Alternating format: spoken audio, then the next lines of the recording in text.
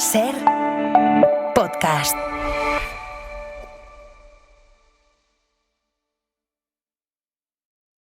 Yolanda Díaz, vicepresidenta segunda del Gobierno, buenas noches. Buenas noches. Por cierto, ¿sabe ya si va a convertirse en vicepresidenta primera o qué va a pasar? Eso seguro que no. Descarpadísimo. Seguro. ¿Pero sabe ya quién va a ser la vicepresidenta primera? No, creo que eso solo lo sabe el presidente del Gobierno y además está bien que sea así. ¿Cómo ha sido la despedida de María Jesús Montero hoy en el Consejo? Bueno, pues yo creo que, como sabe toda España, la quiero muchísimo, lloré bastante, le deseo la mejor de las suertes y creo que se va una mujer que es extraordinaria, con dos cualidades. La primera es tener la inteligencia emocional de estar en política y saber, coser y recoser en un gobierno de coalición. No todo el mundo lo sabe esto, hay que saber hacerlo. Y luego que María Jesús es una peleona, ya está, punto.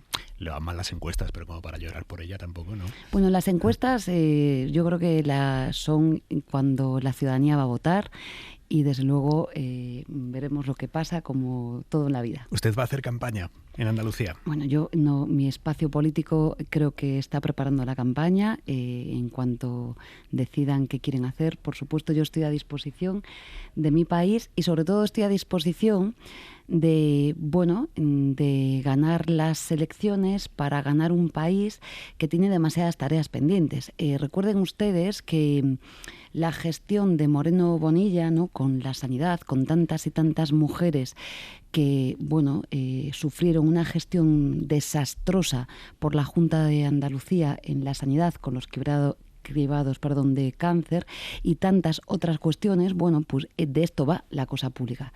Por tanto, la política es demasiado importante como para que esté sometida a los intereses, en este caso, descarados del Partido Popular, con gestiones privatizadas e indirectamente privatizadas, como es la educación pública. Si ustedes miran la gestión de la sanidad privada, empezando por Romay Becaría en su momento en Galicia, pasando por Ayuso y toda la gestión que hace el Partido Popular, pues es más o menos idéntica. Por tanto, de esto va la cosa pública. Pero no hay ninguna encuesta en Andalucía que diga que los andaluces quieran otra cosa. No lo dudo y vuelvo a decir, para que seguramente a riesgo de que me critiquen, que es un gran adversario el señor Moreno Bonilla, sin lugar a dudas. Pero creo que a los grandes adversarios hay que tratarlos de frente y, desde luego, yo, en lo que humildemente pueda contribuir, lo que me gustaría es que una comunidad autónoma que es muy importante para este país estuviera gobernada por las formaciones progresistas. Pero ¿cómo puede ser que dentro de las progresistas la izquierda del PSOE llegue aquí también en 3 candidaturas? Bueno, yo ya... lo que me gustaría que fuera, creo que es el sentido común de las gentes progresistas de nuestro país, es que caminemos juntas. Lo he dicho el otro día, ¿no? No sé qué día fue, en una entrevista. Es decir, los matices que podamos tener entre todas y todos nosotros es que cuando hablamos de propuestas concretas, es que son muy pocos. Por tanto, me parece que la obligación que tenemos para nuestro país es caminar juntas. Y me parece que esto es lo que quiere la gente progresista. El 23 de julio, si no hubiéramos hecho lo que hicimos, no habría gobierno de coalición progresista. ¿Y fue porque sintiéramos un amor apasionado entre todas las formaciones políticas? No, fue por responsabilidad política y por entender que sin hacer esto, con la ley DONT que tenemos en España, pues estaría gobernando el Partido Popular y sería vicepresidente del Gobierno el señor Abascal. Ya está, esto es bastante sencillo. ¿Y cree que esto se puede conseguir para las andaluzas, que Podemos se quede dentro de por Andalucía? En política se puede conseguir todo lo que uno quiera. Lo que hay es que tener voluntad política. Ya está. Creo que en las pasadas elecciones andaluzas, hemos ido todos juntos y me parece que si fuéramos todos juntos, pues desde luego, pues se lo pondríamos más difícil al señor Moreno Bonilla. ¿A usted le gustaría que Podemos estuviera dentro de por Andalucía? A mí me gusta, yo ya fui con Podemos el 23 de julio, pero insisto, es que además lo que me gustaría es que se hable de política. Yeah. O sea, porque, insisto, ¿cuáles son las discrepancias? No sé, en esta mesa tendremos muchos matices sobre muchas cosas, pero seguramente si bajamos a lo concreto, qué modelo impositivo necesita la comunidad autónoma de Andalucía, pues a lo mejor nos acercamos más. ¿Qué tenemos que hacer para que una comunidad, por cierto, que es tan enorme, tenga una gestión sanitaria eficiente? Pues nos pondríamos de acuerdo. La política es esto. Y el resto de las cosas, pues bueno, yo sé que hay gente que le gusta mucho lo otro y no esto, pero me parece que esto es lo importante.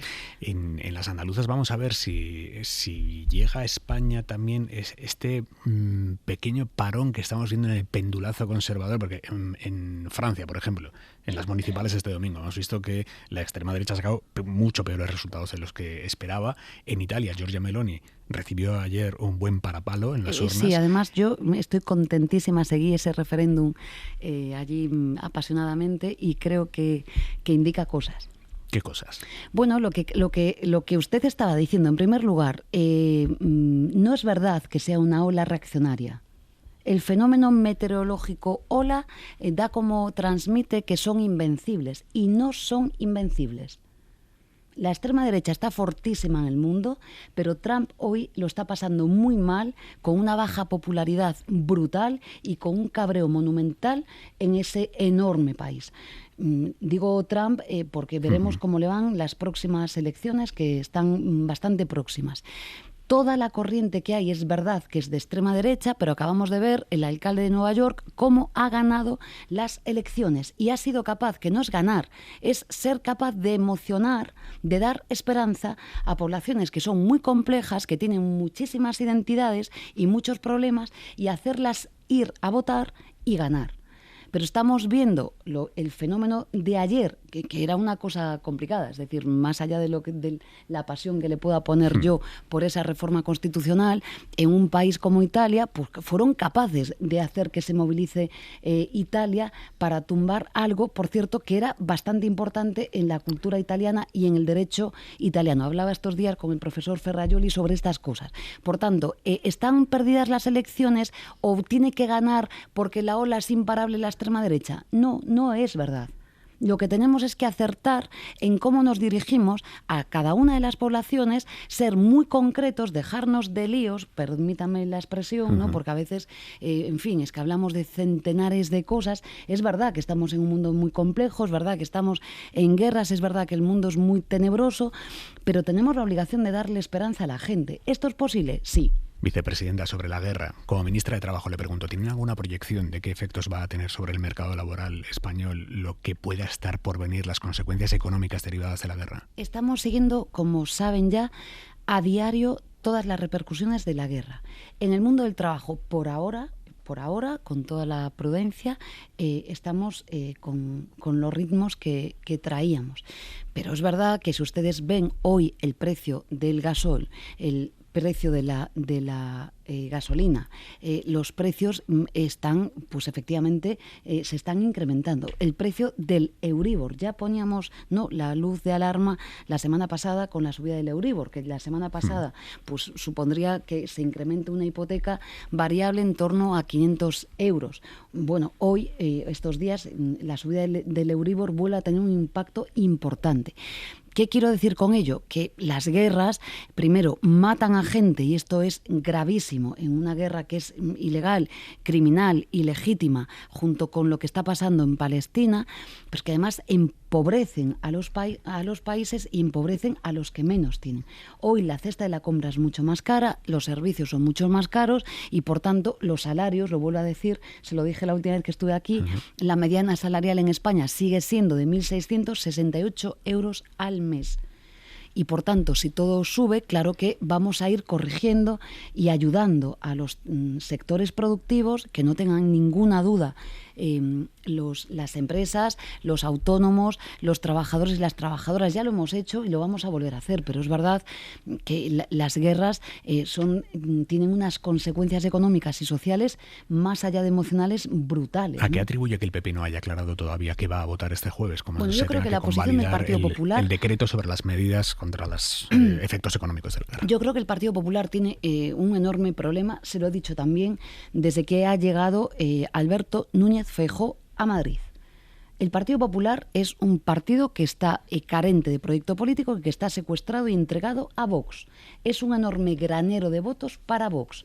No solamente es grave que no despeje o que no diga o se desdiga sobre la votación del Real Decreto en este caso, de la guerra de Irán, sino es que todavía a día de hoy no sabemos cuál es la posición del señor Feijóo sobre una guerra ilegal, criminal, ilegítima de Trump en Irán. Es que no lo sabemos.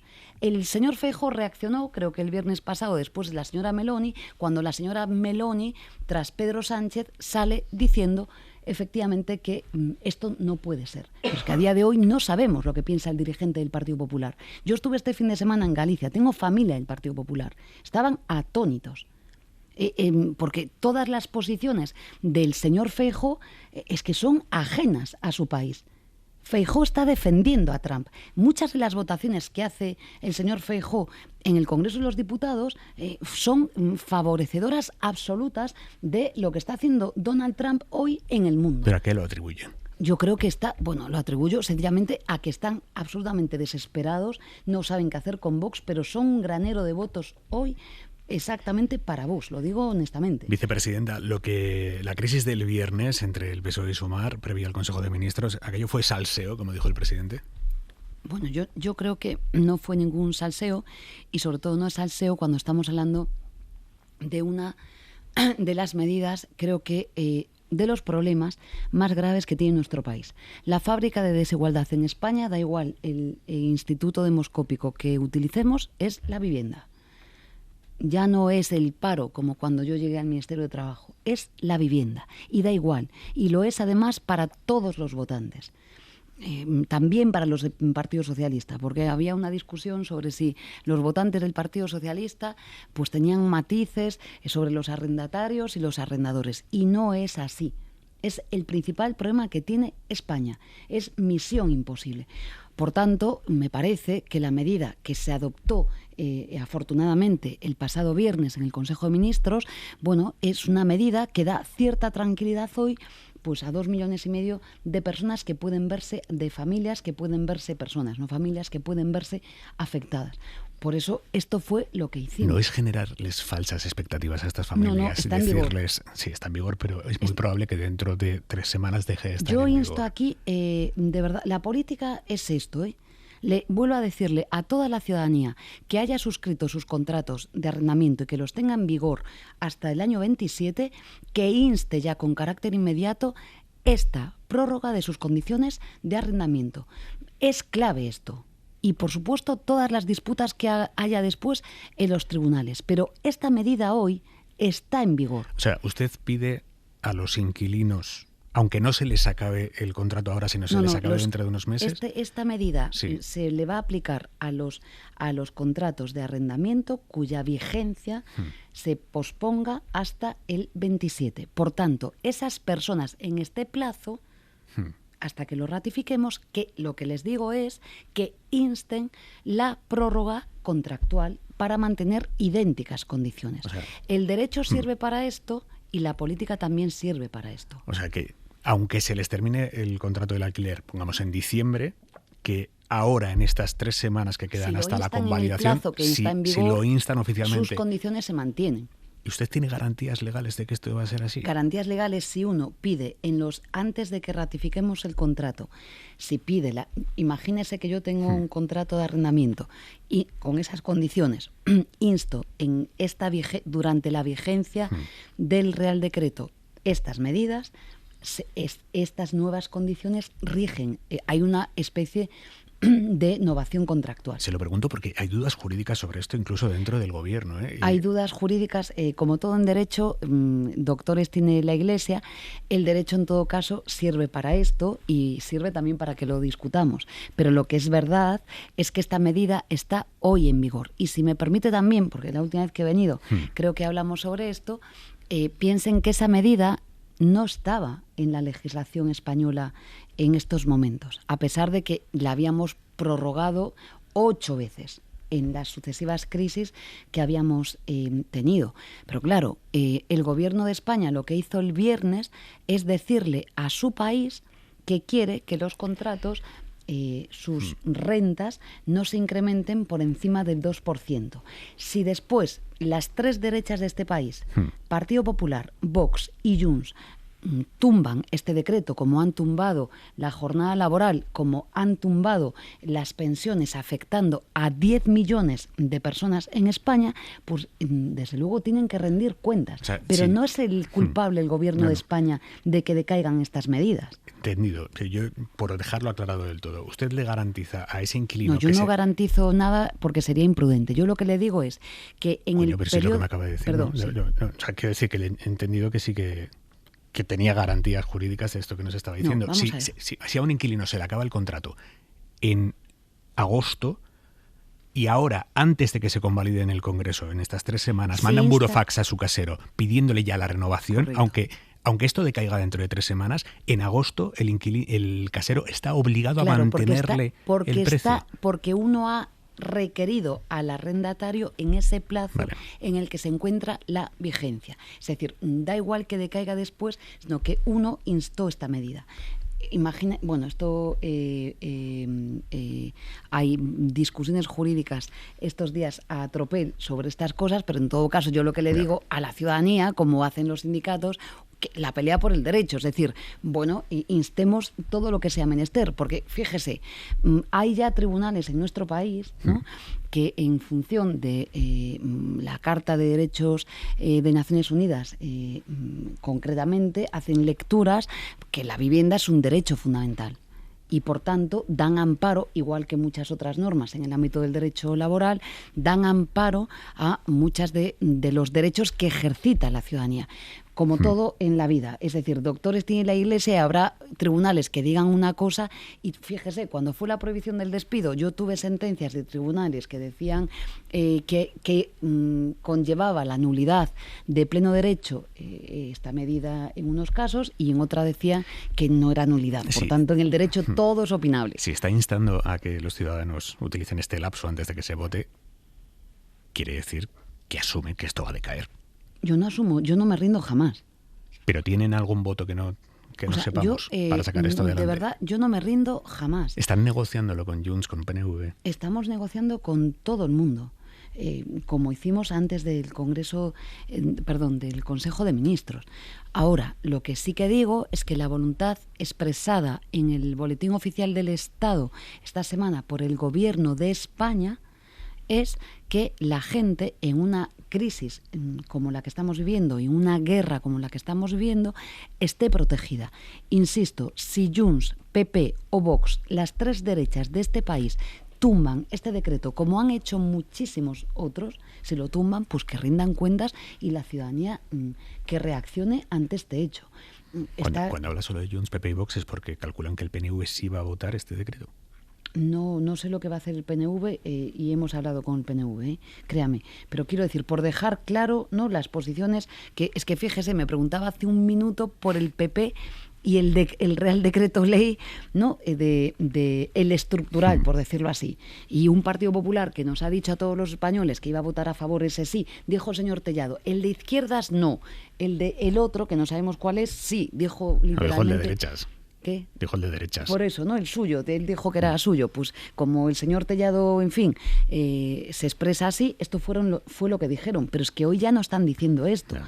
Por tanto, yo lo que creo es que estamos viviendo una legislatura en la que las formaciones políticas, y aquí es lo que me gustaría que se piense, o sea, no son conscientes de que estamos en una crisis brutal en el mundo y en España, y que por una vez todas las formaciones políticas podrían remar a favor no del gobierno de España, sino de su país. ¿Cómo fueron esas 2 horas previas a que se reuniera el Consejo de Ministros en las que Sumar amagaba con no entrar al Consejo? ¿Qué pasó ahí? No amagamos, no entramos. No llegamos a entrar en ningún momento. Bien, ¿cómo fueron esas 2 horas? Bueno, con debate, o sea, fueron tranquilas y con debate. Y un debate que además que llevó directamente la vicepresidenta primera y al que se incorporó después el presidente del gobierno. Yo creo que fue un debate duro, contundente y bueno, y yo creo que pragmático a la vez, es decir, las 3 cosas a la vez, ¿no? ¿Ustedes en algún momento valoraron dejar el gobierno si el PSOE no aprobaba ese decreto? En absoluto. No. No. O sea, habrían forzado que no se reuniera el Consejo de Ministros. No, sino que se celebrara sin nosotros.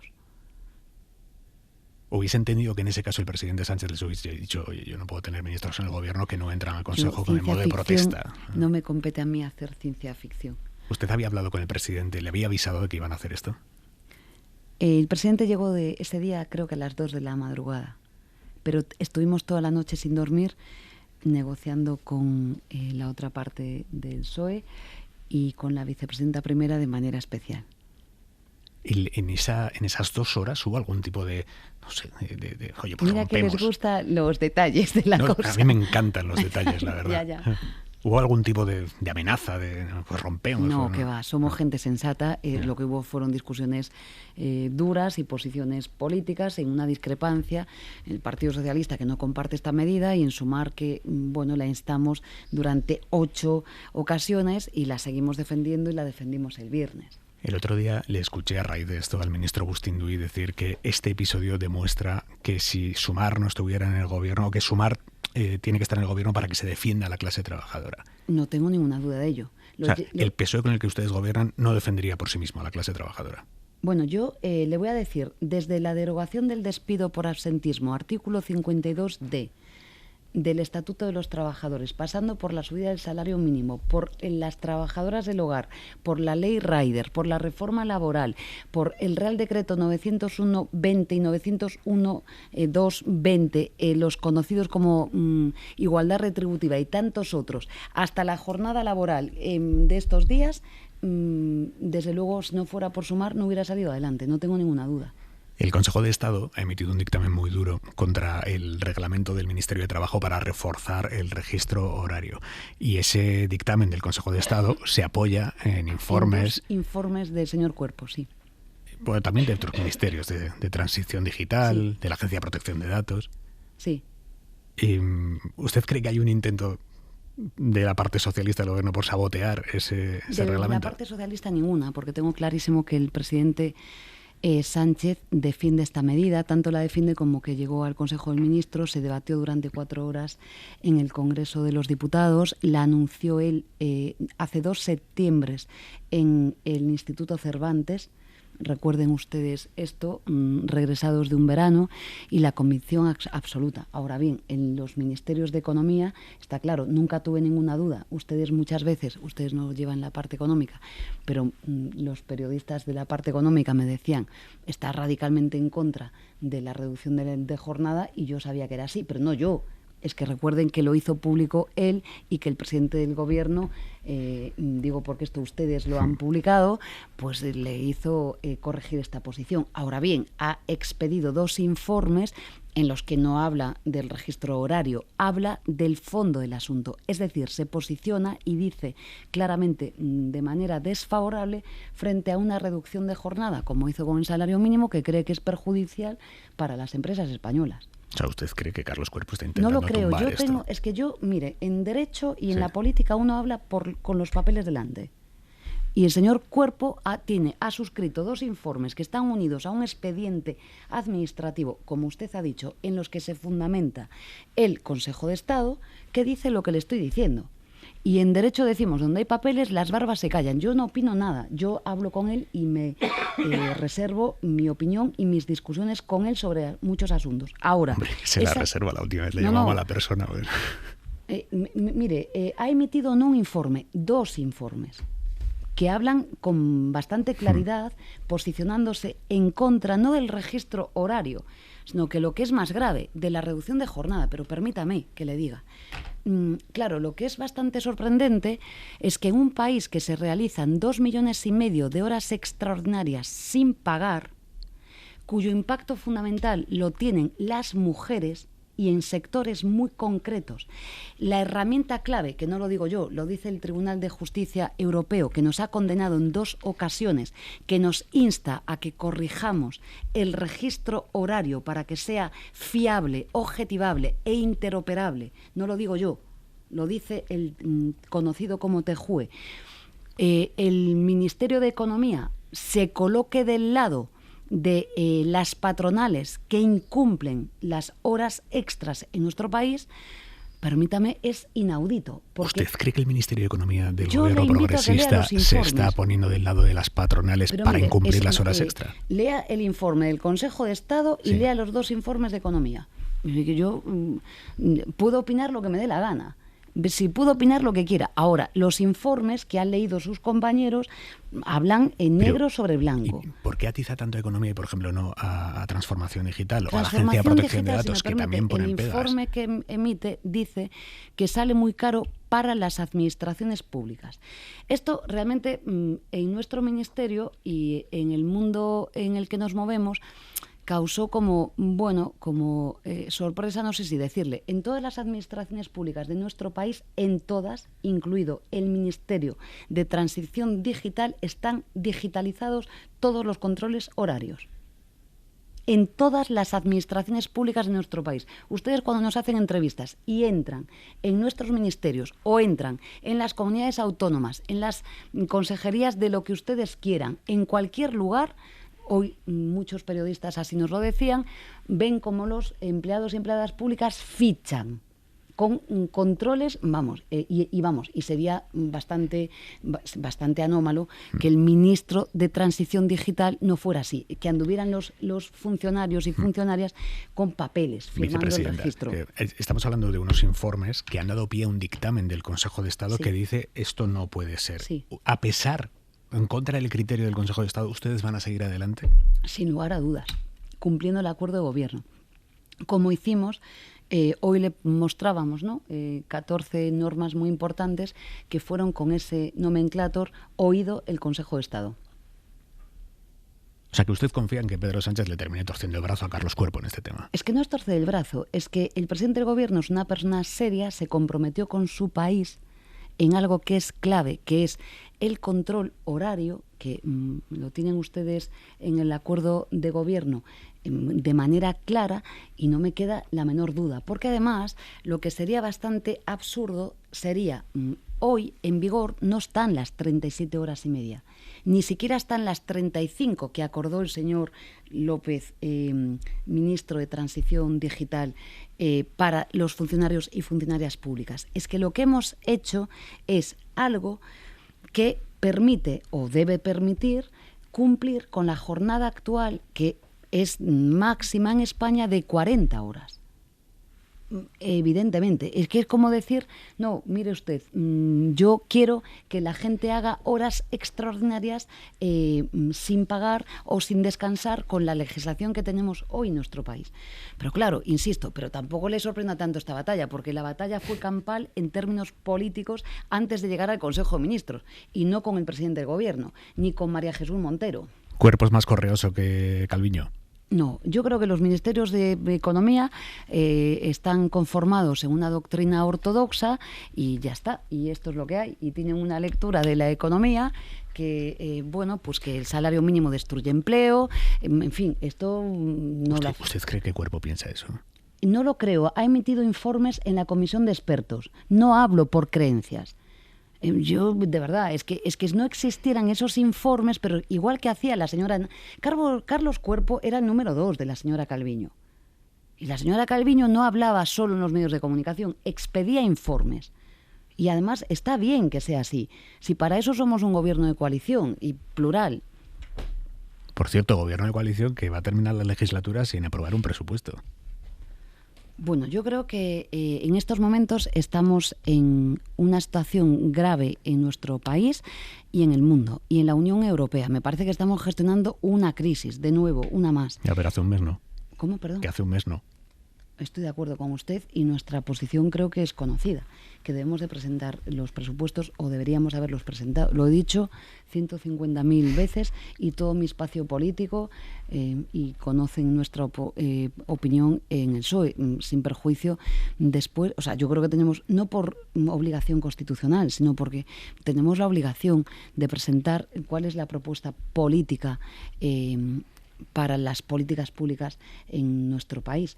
Y luego, como siempre, que las fuerzas de la oposición discutan. Lo que es bastante anómalo también es que hemos vivido cosas increíbles, porque recuerden ustedes la condonación de la deuda, ¿no? 80.000 millones de euros con la afectación que tiene para la sanidad, la educación públicas en las comunidades autónomas, estamos ante un Partido Popular que le importa un rábano sus poblaciones y está dispuesto a sacrificar a la gente con tal de, presuntamente, creen que hacer daño al gobierno. Le digo porque, en fin, la condonación de la deuda, o sea, que un Partido Popular se haga daño a sí mismo, pues es que es increíble. Es decir, pero estamos en la política de la destrucción de manera absoluta. Vicepresidenta, ¿cómo se gestó su decisión de anunciar que no iba a ser candidato, a que no va a ser? ¿Cómo se gestó? Bueno, pues tomé esta decisión hace muchísimo tiempo. ¿Cuánto? Bueno, casi un año. ¿En serio? Sí, no le miento, sí. ¿En qué momento? No lo sé exactamente, pero hace un año. Más o menos, sí. ¿Quién lo sabía? Muy pocas personas. ¿Entre ellas el presidente? El presidente del gobierno, no voy a desvelar las conversaciones que tuve con él, pero lógicamente conocía muchas de las cosas y sabía que yo iba a hacer eso. ¿Él le pidió que se quedara?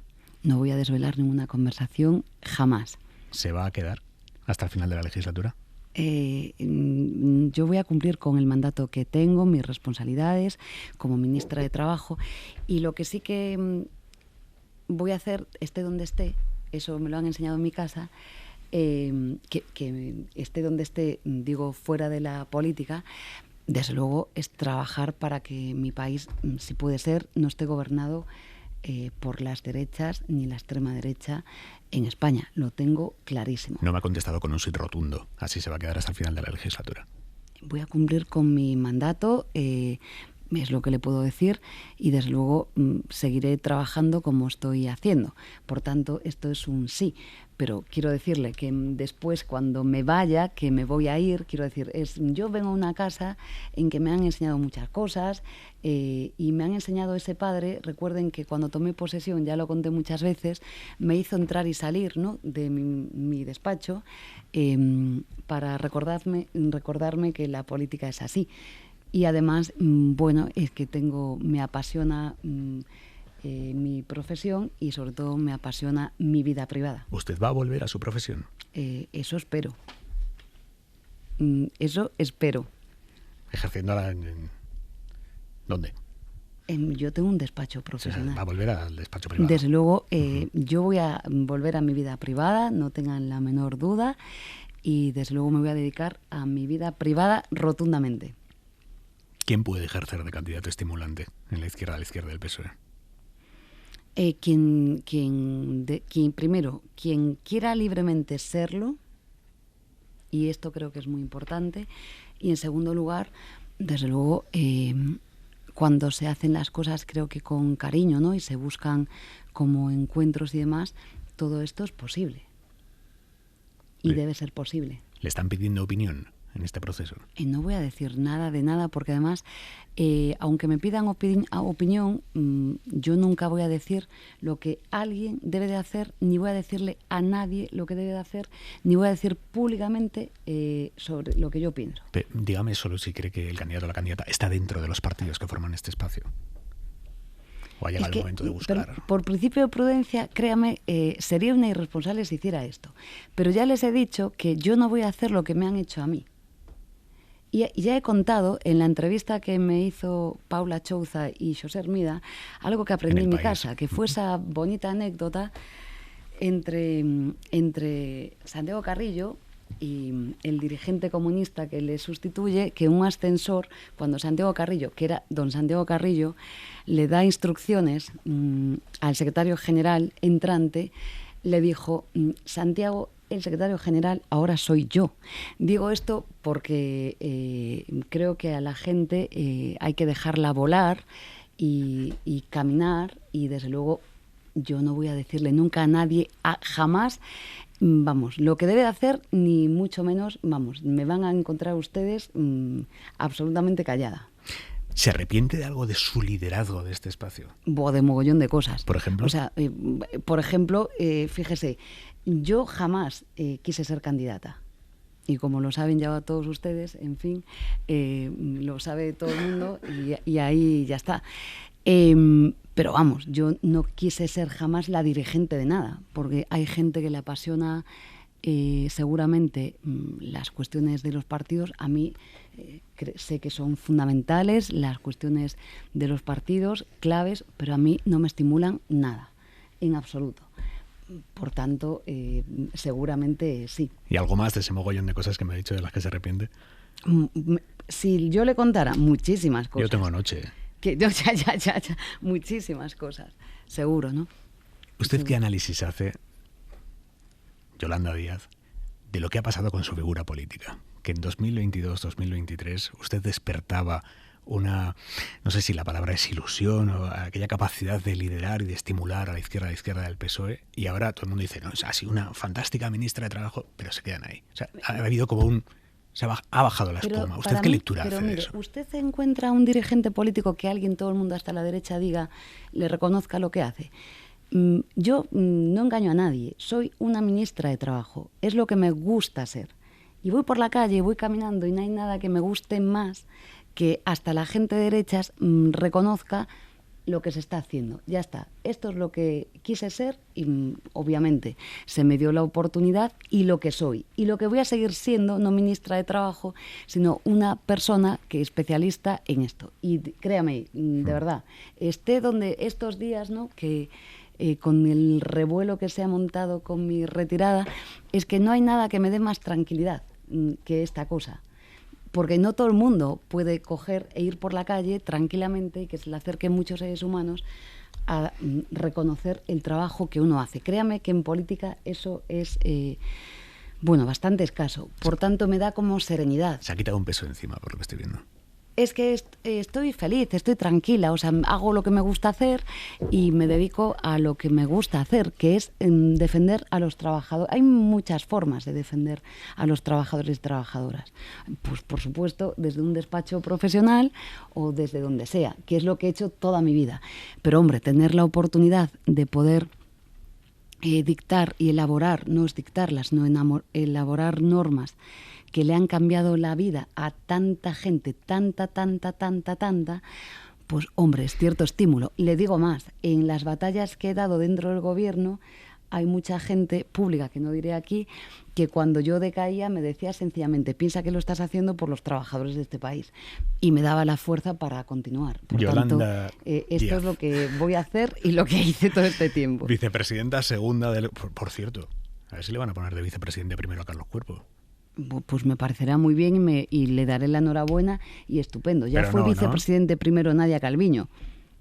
Lo recuerda con pavor aquello. Con pavor no, lo recuerdo, fíjese, o sea, ya es que pasado he tenido tantas disputas, tantas y tantas, que me parece bien. Sí, ¿sabe lo que es lo que a mí me gusta realmente? Lo que me gusta realmente es discutir sobre posiciones políticas que son confrontadas. Ahora bien, que uno no diga lo que no es. Si uno está en contra de la reducción de la jornada laboral, como se dice por expreso y por escrito en 2 informes, lo que tiene que ser es coherente y defenderlo allende los mares, punto. Y si yo creo que la reducción de la jornada laboral es positiva para nuestro país, tras 40 años de no reducir la jornada laboral y que además eso supone mejorar la vida de la gente y además mejora la productividad en España y la reparte y además es una medida feminista y además es una medida que reduce emisiones de CO2, pues lo discuto. Y me encantaría, si ustedes me invitan a un debate público, lo vuelvo a decir, con el señor Cuerpo ¿Qué me dice? o con Feijóo, ya se lo he dicho muchas veces, yo Mañana. discuto con quien sea, porque ya está, pero la cosa es que en abierto. Vicepresidenta, mañana. Le emplazo mañana al debate con Carlos Cuerpo. Chicos, activemos esto. Vicepresidenta Yolanda Díaz, gracias, buenas noches. Gracias. Para no perderte ningún episodio, síguenos en la aplicación o la web de la SER, Podium Podcast o tu plataforma de audio favorita.